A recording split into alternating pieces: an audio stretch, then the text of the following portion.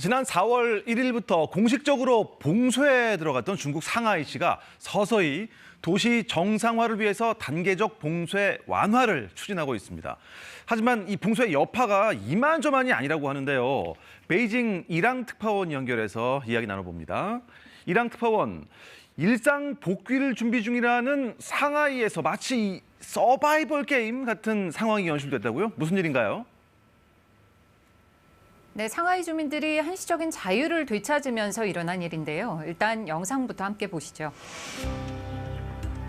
상하이 푸터구의 한 아파트 단지입니다. 출입구가 열리자마자 사람들이 쏟아져 나와 달리기 시작합니다. 사람들이 뛰어서 간 곳 바로 마트입니다. 한 마트는 입구부터 인산인해를 이뤘습니다. 무려 50일 넘게 갇혀 있다가 최근 통행증을 받아서 외출이 가능해지자 생필품을 사려고 한꺼번에 몰려든 겁니다. 하지만 이런 외출은 대부분 일주일에 한 번, 최대 서너 시간 정도 가능합니다. 이제 집으로 들어가고 있어요. 지금 들어가면 못 나와요. 교민의 말을 들으니까 사실상 봉쇄가 안 풀린 거나 마찬가지인 것 같은데요. 경제적인 손실이 어마어마하겠습니다. 네, 맞습니다. 대부분 시민들이 아직도 봉쇄 중이나 다름없는데 사실 마트에 달려가도 매대가 텅텅 비었을 정도로 경제 정상화는 요원한 상황입니다.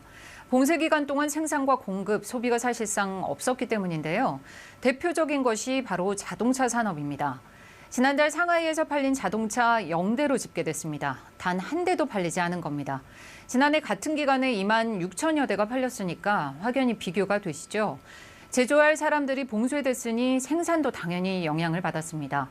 테슬라, 상하이 폭스바겐 등 상하이의 핵심 생산 시설이 있는 기업들이 3월 28일부터 생산 시설 가동을 모두 멈췄다가 4월 중순 돼서야 부분적으로 조업을 하고 있거든요. 상하이 5대 주력 완성차 업체 생산량 전달과 비교해서 75%가 줄었습니다. 반도체 생산도 비슷한 상황입니다. 4월 반도체 칩 생산량은 지난해 같은 기간과 비교해 12.1% 줄었습니다. 자동차, 반도체 모두 중국에서 전 세계로 공급되는 제품들이다 보니까 전 세계 시장까지 영향을 받고 있습니다. 와, 당장 생산과 공급에 미친 영향이 엄청나군요. 경제 지표로도 좀 확인이 됩니까? 네, 현재 4월 통계까지 나왔는데 봉쇄 여파가 이 지표에서 고스란히 확인되고 있습니다. 생산, 소비 전반에 걸쳐서 큰 충격을 입었습니다. 4월 상하이의 산업 생산은 지난해 같은 달보다 61.6% 줄었습니다. 또 소매 판매는 48.3% 감소했습니다. 이 둘의 감소액을 단순히 합산해도 직접 경제 피해가 우리 돈 54조 원대에 달합니다. 사실상 시장이 제 기능을 잃었다 이렇게 봐야 할 정도인데 전문가들은 이제 시작이다 이렇게 지적하고 있습니다.